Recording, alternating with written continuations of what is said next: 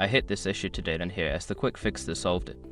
If you're experiencing a payment decline on DoorDash, follow these steps to get back to ordering your favorite meals. Step 1. Check your payment method. Make sure the payment method linked to your DoorDash account is valid and has sufficient funds. Sometimes, expired cards or insufficient balance can cause declines. Step 2. Update billing information. If your card has changed or you've moved, update your billing address in the app.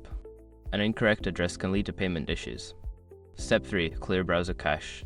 If you're using the DoorDash website, clear your browser's cache and cookies. This can resolve any temporary glitches that might be affecting your payment processing. Step 4. Try a different browser or device.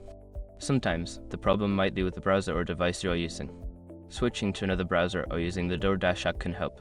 Step 5. Contact customer support. If none of the above steps work, reach out to DoorDash customer support. They can provide specific insights into why your payment is being declined. Hopefully these steps will help you resolve any payment issues on DoorDash. Enjoy your next meal without any hassle.